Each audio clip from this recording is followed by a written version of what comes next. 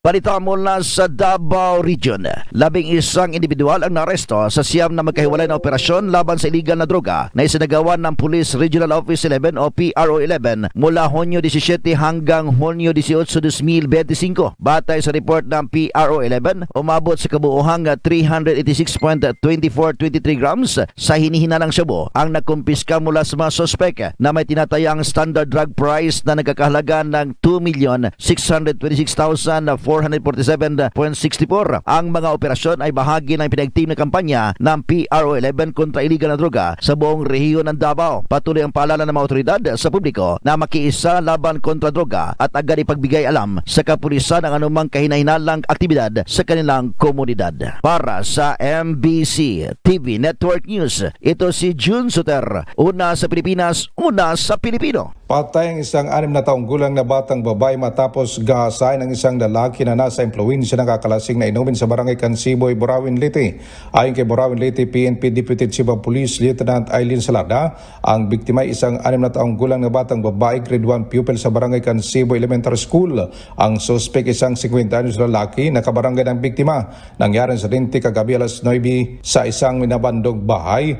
Sa naturang bayan sa investigasyon ng PNP, ang biktima ay lumabas sa kanilang bahay at hindi na nakauwi kaya hinanap ito ng kanyang mga magulang kasama pang suspect. Natagpuan na may dugo sa pribadong bahagi ng katawan at nakatali ang bibig sa naturang barangay. Tinakbo pa sa Burawin District Hospital ang biktima para malapatan ang kukulang lunas, subalit ideklara na dead on arrival ng attending physician. Badalas 11:30 sa kagabi nakapagsumbong ang pamilyang biktima at agad naman nagkaroon ng manhunt operation ng kapulisan.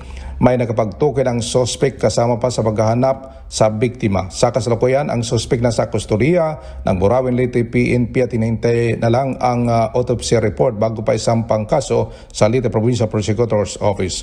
Mula dito sa DYV Election Radio Tacloban, ito si Arstratetor Jimmy Angay-Angay para sa DZRH, una sa Pilipinas, una sa Pilipino. Arestadong top foremost wanted person sa mga Pangasinan na isang 49 anyos na magsasaka presidente ng Barangay Umangan ng nasabing bayan. Sa ulat ni mga OIC Chief of Police Major Arturo Melchor Jr., nadakma ng kanyang mga tauhan alas 9:58 ng umaga sa Barangay Burgos ang suspect.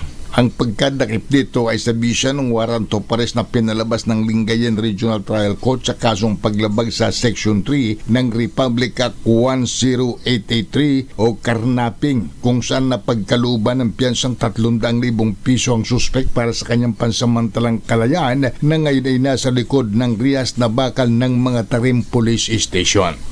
Para sa MBC TV Network News, ito si Freddy Mahardo, una sa Pilipinas, una sa Pilipino.